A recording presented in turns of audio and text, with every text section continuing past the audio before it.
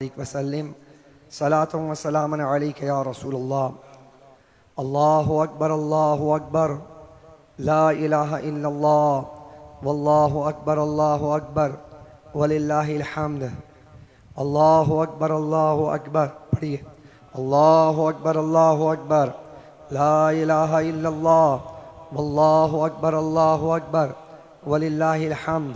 अल्लाहु अकबर ला इलाहा इल्लल्लाह वल्लाहु अकबर वलिल्लाहिल हम्द। अल्लाह रब्बुल इज़्ज़त की हम्द व सना और नबी दो आलम सल्लल्लाहु अलैहि वसल्लम के दरबार पुरनवार में मोहब्बतों का नजराना बसद एहतराम अर्ज़ करने के बाद, मोअज़्ज़ज़ हाज़रीन और सामीन, आज लाखों करोड़ों फ़र्ज़ंदान तौहीद नमाज़ ईद भी अदा कर रहे हैं और साथ में अल्लाह के हुज़ूर अपनी क़ुरबानियाँ भी पेश कर रहे हैं। अल्लाह ताला हम सब की क़ुरबानियों को कबूल फ़रमाए।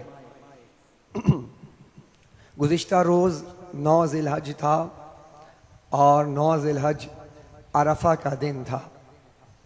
यौम अरफ़ा को मस्जिद नमरा में हाजियों के सामने खुतबा हज पढ़ा जाता है, जो नबी मुकर्रम सल्लल्लाहु अलैहि वसल्लम ने अपने आखिरी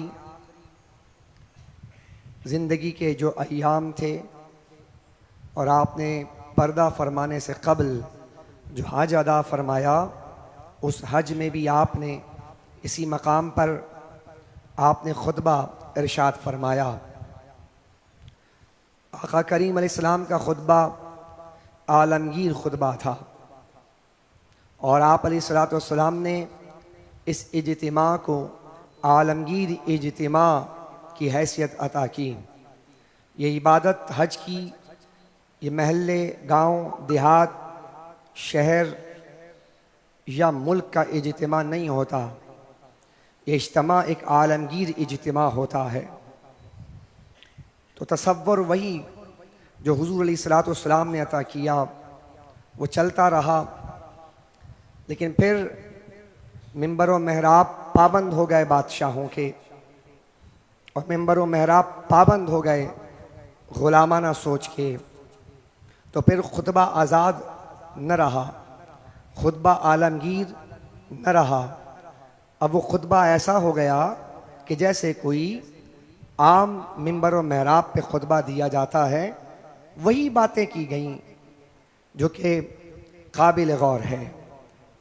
इतना कसीर इज्तिमा, और उस इज्तिमा में न गज़ा की मज़लूमियत का ज़िक्र किया गया, ना यहूद व नसारा के जुल्म का ज़िक्र किया गया, ना इंटरनेशनल लेवल पर मुसलमानों पर जो हमले ज़ालिमाना और सफ़ाकाना हो रहे हैं, ना उसका ज़िक्र किया गया। ज़िक्र करना तो बहुत दूर की बात, मकाम हैरत है कि एक आलमगीर इज्तिमा में गज़ा के मुसलमानों के लिए दुआ तक नहीं की गई। ऐसा क्यों होता है? ऐसा इसीलिए होता है कि जब कौम ग़ुलाम बन जाए, ग़ुलामाना सोच बन जाए, तो आपके मिंबर और महराब आज़ाद नहीं रहते। आका करीम अलैहिस्सलाम ने ग़ुलामी की सोच से बाहर निकाला था, ग़ुलामी को खिरत से आज़ाद किया था। काश के उस खुतबे में जो जुल्म की बात की गई कि जालिम जुल्म से रुक जाए, और खुतबे में जो बात की गई कि जो लोग नाशुक्री करते हैं उनसे नेमतें छिन जाती हैं, तो काश के उस जुल्म का भी तज़किरा कर दिया जाता। जो जुल्म इस वक्त आज से 2 दिन 1 दिन पहले 3 हमले गज़ा के कैंपों पर भी किए गए। गैर मुस्लिम, उससे गज़ा के मुसलमानों का क्या ताल्लुक़ है? लेकिन वो भी आवाज़ उठा रहा है। मकाम हैरत आपको शायद ना हो, लेकिन ये बात मिंबर और महराब से इसलिए की जा रही कि उनका तो कोई ताल्लुक़ नहीं है अहले गज़ा से, वो तो बात कर रहे हैं, लेकिन अहले गज़ा तो हमारे हैं, हम बात नहीं कर रहे। तो यहां पर एक बात इस इज्तिमा में, चूंकि ये इज्तिमा भी आम इज्तिमा नहीं होता, ये एक इम्पॉर्टेंट सालाना इज्तिमा होता है, तो काफिर तो आपको मार रहा है, आप शायद ये बात समझने के लिए तैयार नहीं है, वो तो आमादाए जंग है। क्या? वो तो जरा बोले ना जरा भाई, क्या नजर नहीं आ रहा कि वो आमादाए जंग है? आप कब आमादाए जंग होंगे? अच्छा होंगे, आपको होना पड़ेगा, लेकिन कहीं ऐसा ना हो कि बहुत देर हो जाए, क्योंकि दुआओं से और तकरीरों से ये मसले हल नहीं होते। मसला हल उसी वक्त होता है कि सवाल जैसा किया जाए, जवाब वैसा दिया जाए। और नबी दो आलम सल्लल्लाहु अलैहि वसल्लम की हयात तैयबा में आपको नजर आएगा कि जब आप मदीना मुनव्वरा तशरीफ लाए, तो जब उन्होंने, कुफ्फार ने सवाल तलवार से किया, सवाल तलवार से किया कुफ्फार ने, तो आप रहमतुल आलमीन हैं, आप रहमत का पैगाम लेकर आए हैं, आप सरापा रहमत हैं, तो आपको तो रहमत की बात करनी चाहिए थी, जैसे आज इब्राहिम अकॉर्ड की बात करके और कहते हैं सब मिल जाएं, रहमत की बात करें, तो आपको रहमत की बात करनी चाहिए थी। लेकिन हुजूर की सुन्नत ये ठहरी कि अगर सवाल तलवार से किया जाए तो जवाब भी तलवार से दिया जाएगा।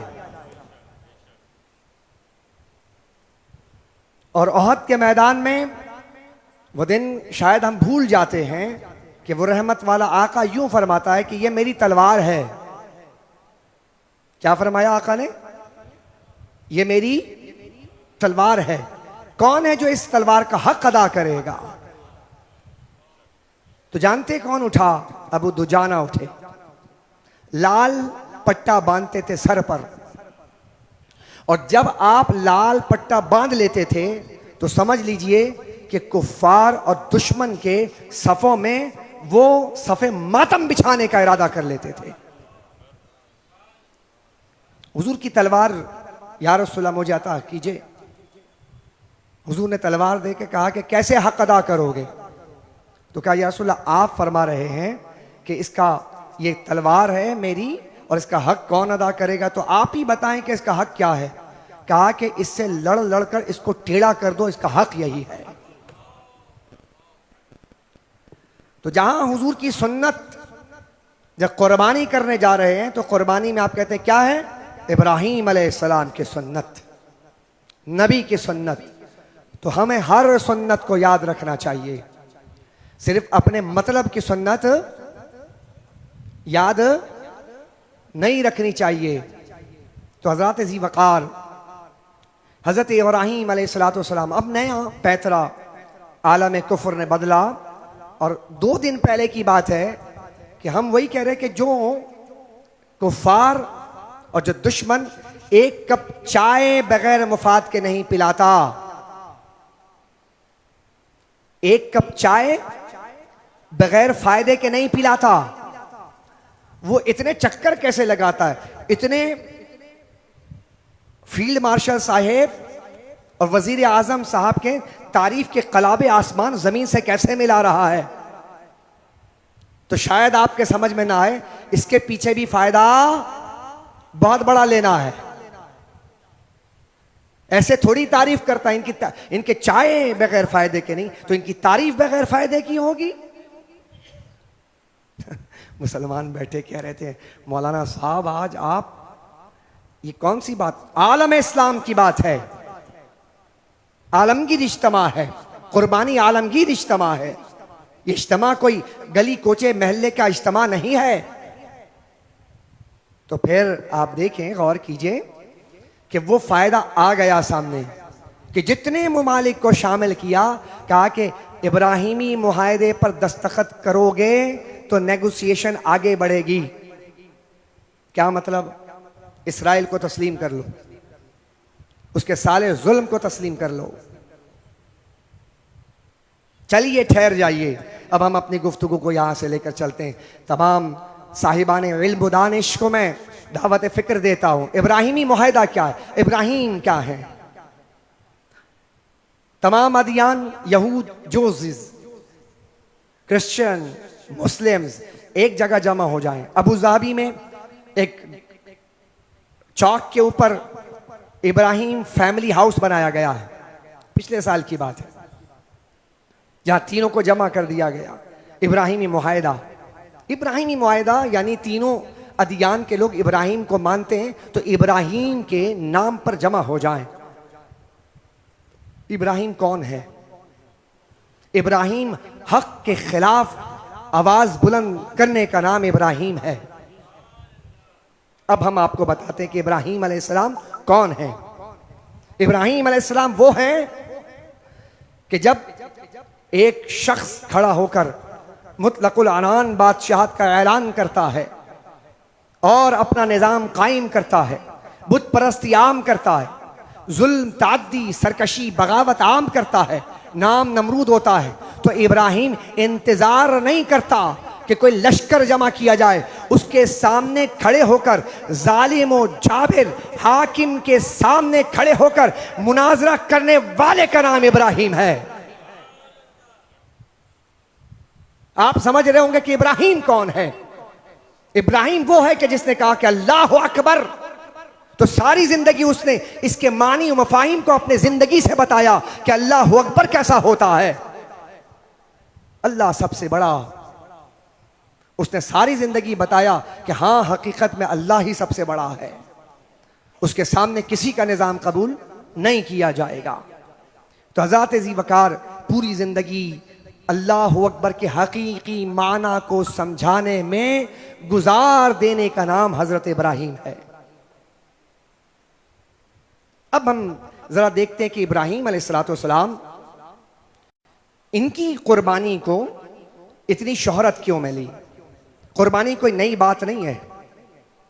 कुर्बानी बोले कोई नई बात नहीं है, ये तो इंसानियत की तारीख के साथ जुड़ी हुई है। हाबील और काबिल ने सबसे पहले अपनी कुर्बानियां पेश की। हाबील ने अपना पसंदीदा मेंढा अल्लाह के बारगाह में पेश किया था। कुर्बानी वहां से आगाज हुआ है।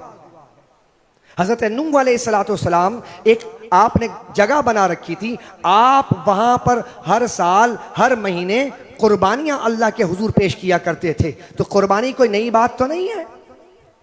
कुर्बानी तो कोई नई बात, तो फिर क्या वजह है कि आज जो हम कुर्बानी कर रहे हैं, तो अल्लाह ने यह नहीं फरमाया कि ये आदम के बेटे की कुर्बानी की याद है, ये नहीं कहा। यह भी नहीं कहा कि नूह अलैहिस्सलाम बहुत कुर्बानी दिया करते थे, लिहाजा तुम भी कुर्बानी करो। कुर्बानी में यह तसव्वुर भी नहीं है। तो कुर्बानी पहले भी दी गई, तो ऐ अल्लाह, इस कुर्बानी को जो इब्राहिम अलैहिस्सलाम ने दी, इसको शोहरत क्यों मिली? इसकी वजह शोहरत क्या है कि क़यामत तक हजरत इब्राहिम की याद मनाई जा रही है। तो ये कुर्बानी आम कुर्बानी नहीं थी। मेंढे की कुर्बानी तो दी जाती है, ऊंट जानवर तो ज़िबा किए जाते हैं। इब्राहिम ने ऊंट ज़िबा नहीं किया, मेंढे ज़िबा नहीं किए। इब्राहिम की वजह शोहरत यह है कि इसने अपना लाडला बेटा अल्लाह के हुजूर पेश कर दिया। कुर्बानी की वजह शोहरत यह है कि आप क्या पेश कर सकते हैं। और फिर देखिए कि कुर्बानी ऐसे भी नहीं मांगी अल्लाह ने। कुर्बानी ऐसे भी, आपकी शादी हो, शादी के आपके 1 साल के बाद बच्चे की वलादत हो जाए, तो शायद औलाद के आने की आपको इतनी खुशी नहीं होगी। 5 साल तक आपकी औलाद ना हो और 5 साल तमन्ना, आरजू, दुआएं, दुआ तावीज़ करके, दुआ के बाद 5 साल बाद मिले, तो शायद आपके 1 साल वाले बच्चे में और 5 साल के बाद वाले बच्चे में फ़र्क बहुत होगा, मोहब्बत ज़्यादा होगी। और आगे चले 20 साल तक औलाद ना हो तो मोहब्बत और बढ़ जाएगी। 40 साल तक औलाद ना हो, यहीं बैठे या नहीं, कह दीजिए सुभान अल्लाह। यहां तो बुढ़ापा आ गया, सारी जिंदगी औलाद नहीं है, एक बीवी से नहीं है, दूसरी बीवी से निकाह हुआ, अब औलाद दी, तमन्ना बढ़ाई, आरजू बढ़ाई, तलब बढ़ा दिया। तलब इतना बढ़ाया कि बुढ़ापे में इंसान जब ना उम्मीद हो जाए और फिर औलाद आ जाए तो प्यार बहुत फिर उसके लिए खिलौने लेकर जाते हैं। आप भी अपने औलाद के लिए अगर बाहर मुल्क में रहें तो खिलौने लेकर, बहुत ज्यादा खिलौने, कि बेटा बड़े अरमानों से आया है, बड़ी तमन्नाओं से आया है। लेकिन इब्राहिम जिस कुर्बानी को अदा करने जाते हैं, तो तुम तो अपने मांग की औलाद या तलब की औलाद में खिलौने लेकर जाते हो। इब्राहिम अपने बेटे के लिए छुरी और रस्सी लेकर जाता है। ये कुर्बानी अदा कर रहे हैं। अच्छा, जब औलाद दे दी तो ठीक है, वहीं जहां पे थे वहीं रहते। कहा कि जाओ छोड़ कर आ जाओ, ताकि दूर कर दिया। एक तो औलाद भी देर से, और फिर दूर भी कर दिया। और दूर करने के बाद ताकि कभी कभी जब मुलाकात हो तो, जरा जोर से बोले ना, रोज मिलने में और कदर घटा देता है तेरा रोज का आना जाना। कभी कभार मिले तो मोहब्बत बढ़ती है। इंसान किसी बड़े शख्सियत को देखे और कभी साल में हो तो छुप छुप के दीदार करता है कि यार पता नहीं कि कब दीदार का मौका मिले। अच्छा, यहां तक भी बात आपने कुरान से समझ ली। चलिए, जब छोड़ दिया था तो उसके अगले साल कर देते, 2 साल में कुर्बानी हो जाती। बेटा 2 साल का था। कुरान पढ़ रहा हूं ना, कुरान के मज़ामीन समझा रहा हूं ना, इसी कुर्बानी का जिक्र है ना। कुछ सवालात पूछें अपने आप से। मालिक जब कुर्बानी चाहिए, तेरे दरबार में थी ना कुर्बानी, तो 2 साल में करवा देता, 3 साल में करवाता। कर नहीं, फलम्मा बलागा, जब वो बालिग हुआ, 9 साल का हुआ, 10 का हुआ, 11 का हुआ, माउसाइया, कोशिश करने वाला, यानी हेल्पिंग हैंड बन गया। जब औलाद छोटी हो तो कहते बच्चा छोटा था, फिर भी दिलासा हो जाता है कि इंतकाल कर गया, छोटा था। लेकिन जब बच्चा आपका बुढ़ापे में सहारा बन जाए तो उम्मीद बन जाती है कि चलो अब बच्चा बड़ा हो गया है, साथ देने के काबिल हो गया। कह दीजिए सुभान अल्लाह। साथ देने का काबिल उस वक्त बना और ऐसा बना कि कुरान कहता है इज़ यरफ़उ इब्राहीमुल क़वाइदा मिनल बैति व इस्माईल। जब खाने काबा की दीवार चुनाई कर रहे थे इब्राहिम, तो उस वक्त का साथ इस्माइल भी थे।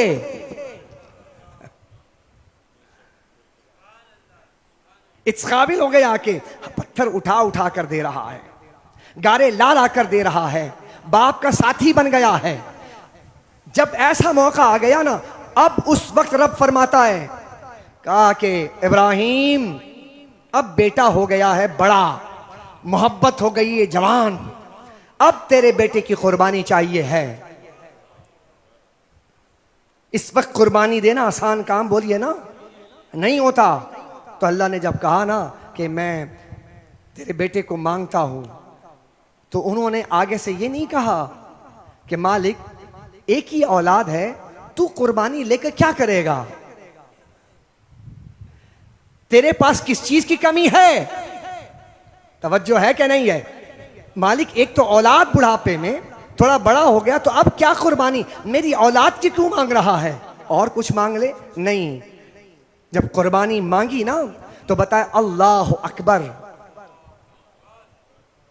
अल्लाह अकबर का क्या मतलब है? अल्लाह अकबर का मतलब क्या है? अल्लाह इतना बड़ा कि अगर वो औलाद भी मांगे तो उस पर औलाद भी कुर्बान कर दिया जाए। तो हजरत इब्राहीम अलैहिस्सलाम ने कुर्बानी के लिए अपने बेटे को पेश किया, और उस वक्त पेश किया कि जब मोहब्बत अपने बामे उरूज पर थी। और इसी कुर्बानी को अल्लाह ताला ने हमारे लिए मशरू कर दिया। कहा कि तुम भी कुर्बानी करो। अल्लाह का शुक्र अदा कीजिए आप तमाम हजरात और मैं भी, कि अल्लाह ने हमसे हमारी औलाद नहीं मांगी है। अल्लाह का इस बात पर आज मकाम शुक्र है कि अल्लाह ने हमसे, बल्कि अल्लाह ने इस फिदिये के तौर पर क्या मांगा कि जब दोनों के दोनों खामोश थे ना, न बाप बोला और न बेटा बोला। बेटा लेटा हुआ है, बेटा भी नहीं बोला। बेटा तो कहता है कि बाबा जान, आपको जो कहा गया है ना, या अबती फअल मा तुअमर, बस कर गुजरिया। ऐसे बेटे पता कब होते हैं? जब तरबियत की जाती है, जब सोबतों में लाया जाता है, जब खुदा की मार्फत दी जाती है, खुदा की मार्फत ऐसी ना इब्राहिम के बेटे इस्माइल अलैहिस्सलाम के अंदर के बालिग होना, तुम्हारा बच्चा 30 साल में समझदार नहीं है, 25 साल में समझदार नहीं है। जहां खुदा की बात करे तो उसे खुदा की बात और वजूद बारी ताला का तसव्वुर नहीं है, लेकिन यहां तो थोड़ा सा बड़ा हुआ, खुदा के वजूद का तसव्वुर यह है कि बाबा जान अगर अल्लाह ने कहा है तो मैं कुर्बान होने के लिए तैयार हूं। ये खुदा की मार्फत है। मार्फत इलाही जब मिल जाए, आज इस माशरे से अल्लाह की मोहब्बत, अल्लाह की मार्फत निकल गई है। दिखावा नहीं, आकारी नमोद और नुमाइश में पूरी कौम लग गई है। जिसको दिखाना था उसे ही नहीं दिखाते, जिसके लिए करना था उसी के लिए नहीं करते, जिसके लिए सब कुछ है कहते हो, किस मुंह से कहते हो, झूठ बोलते हो, मक्कारी करते हो। कभी कहोगे इन्ना सलाती व नुसुकी व महयाया व ममाती, कभी अपने आप से पूछना भी कि मेरी नमाज, मेरी कुर्बानी, मेरा जीना, मेरा मरना सब अल्लाह के लिए है। जब तुम छुरी फेरने से पहले कह रहे हो तो मक्कारी तो नहीं कर रहे? क्या मेरी नमाज अल्लाह के लिए है? क्या मेरी कुर्बानी अल्लाह के लिए है? क्या मैं खुदा के लिए जीता हूं और खुदा के लिए मरता हूं? अपने आप से पूछिएगा और फिर छुरी फेरिएगा। आपको जवाब, दिल से बड़ा कोई मुफ्ती नहीं है। वो किसी मुफ्ती के पास मत जाना, अपने आप से पूछना कि मैं जो कह रहा हूं सच है, गलत तो नहीं कह रहा। मैं अल्लाह की कसम खा के कहता हूं तुम्हारा दिल सही फतवा देगा। निकलिए फिर, अगर ये फतवा गलत है जो दिल दे रहा है तो उसको गलत साबित कीजिए और ये बता दीजिए कि नहीं, वाकयातन मेरी नमाज अल्लाह के लिए है, अल्लाह के लिए पढ़िए, मेरी कुर्बानी अल्लाह के लिए है और मेरा जीना, मेरा मरना अल्लाह के लिए है। तो हजरत ज़ीवकार, हजरत सैयदना इस्माइल अलैहिस्सलातु वस्सलाम ने जब कुर्बानी पेश की तो दोनों के दोनों खामोश। बोलिए ना, छुरी फेर रहे, आंख पे पट्टी बांध दी, बच्चे का फलम्मा अस्लमा वतल्लहुल जबीन, अपने पेशानी को कहा। और कहने वाला क्या कहता है बेटा? कहता है बाबा जान चेहरा मेरा आपके सामने ना रहे, कहीं ऐसा ना हो कि आप मेरे चेहरे को देखकर अल्लाह का हुक्म अदा ना कर सके। मार्फत खुदा, ये क्या कह रहे थे? मुझे ज़िबा करना है, अपने आप को ज़िबा करना है। जब इस लेवल पर बंदा पहुंच जाए ना, क्या कहते हैं आप, जब बंदे की बंदगी इस लेवल पर पहुंच जाए ना, लेवल चेक करें, कमाल चेक करें, बंदा कहां पहुंच गया है। बंदा अपने बेटे को बांध कर ज़िबा कर रहा है जी। तो जब ये किया ना, तो जब न इब्राहिम बोला, जुमला दे रहा हूं, न इब्राहिम अलैहिस्सलाम बोले न इस्माइल अलैहिस्सलाम बोले, तो खुदा देख रहा था। ये दोनों तो बोलते नहीं तो खुदा बोला। हाय हाय हाय। मज़ामीन कुरान के क्या है? वनादैनाहु, और आवाज दी हमने, अय्या इब्राहिम, ए इब्राहिम, हमने आवाज दी। दोनों तो नहीं बोल रहे थे। और फिर हमने आवाज क्या दी? हमने कहा कद सद्दक़्ता रुया इब्राहिम, तू तो जिंदगी की हयात में हमारी आजमाइश पर लब्बैक कहने वाला, तूने तो आज ख्वाब भी सच्चा कर दिया। हाय हाय हाय। कद, ये मजमून है, ये मजमून है कुरान का। नहीं समझ रहे? समझ रहे हैं माशाअल्लाह। एक साहब ने मुझे कहा आप ये मत बोला करें, नहीं समझ रहे। चलिए, इसका मतलब एक जुमला इस्तिफाम में इनकारी होता है। क्या मतलब है? क्या समझ रहे हैं आप? समझ रहे हैं आप? समझ आ रही है बात कि कौन बोला? अल्लाह बोला। कहा कि हमने आवाज दी कि इब्राहिम तूने तो अपना ख्वाब भी सच्चा कर दिया। वरना तो लोग कहते कि ख्वाब की बात थी बाबा जान, ख्वाब तो लोग 25 दफा देखते रहते हैं, लेकिन जब ख्वाब अल्लाह की तरफ से हो तो उसे पूरा किया जाता। आइए अब मैं आपको एक जुमला देता हूं। ये जो कुर्बानियां करते हैं, इस कुर्बानी में एक लफ्ज है नहर। क्या है? इन्ना सलाती व नुसुकी। कुरान करीम ने कहा कुर्बानी के लिए एक लफ्ज है नुसुक। कुर्बानी में एक लफ्ज है अरबी जुबान में कुर्बानी, इज़ क़र्रबा कुर्बानन। ये भी कुर्बानी अरबी का लफ्ज है, कुरान का लफ्ज है। कुर्बानी ये भी कुरान का लफ्ज, नुसुक ये भी कुरान का लफ्ज, और नहर ये भी कुरान। सूरह कौसर में अल्लाह ने फरमाया फसल्ली लिरब्बिका वनहर। ये नहर है। नहर एक खास कुर्बानी को कहते हैं। किसे कहते हैं? खास कुर्बानी। खास कुर्बानी क्या है? खास कुर्बानी यह है कि जब आप ऊंट खड़ा है तो ऊंट को जब ज़बह करते हैं नहर, तो उसको कहते हैं नहर करना, खास कुर्बानी। यानी कि ऊंट के बिल्कुल इस जगह पर जहां दिल का ताल्लुक बड़ा करीब है, वहां पर एक ही वार के अंदर सारा खून बाहर निकालने को नहर कहा जाता है। समझ आई बात? नहर जानते किसे कहते हैं? वरना आमतौर पर हुल्कों पर छुरी फेरने को ज़बह कहते हैं, नुसुक कहते हैं। लेकिन अल्लाह ने कहा फसल्ली लिरब्बिका, तुम एक कुर्बानी करते हो, तुम दो करते हो, चार करते हो। आका ने अपनी हयात तैयबा में 100 ऊंट लेकर गए और 63 ऊंट आका ने अपने हाथ से नहर किया। 63 ऊंट। तुमसे एक ऊंट नहीं काटा जाता, तुमसे एक गाय ज़बह नहीं किए जाते। आका ने 63 ऊंट अपने हाथ से ज़बह किए। तवज्जो रखिएगा, पैगाम दे रहा हूं। नहर किसे कहते हैं? इस जगह पर एक वार किया जाए और सारा खून नहीं, सारा हराम खून, शायद गौर नहीं किया आपने, सारा हराम बाहर निकल जाए, सारा हराम खून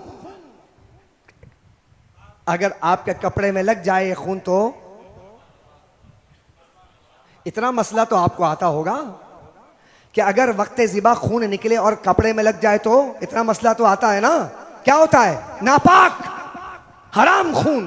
तो कुर्बानी नाम इस चीज का है कि तमाम हराम बाहर निकल आए, तमाम हराम बाहर निकल आए। तो गाय और बैल और बकरे से सारा हराम तो निकल रहा है, ओ कुर्बानी करने वाले तेरे अंदर का भी हराम बाहर निकल रहा है।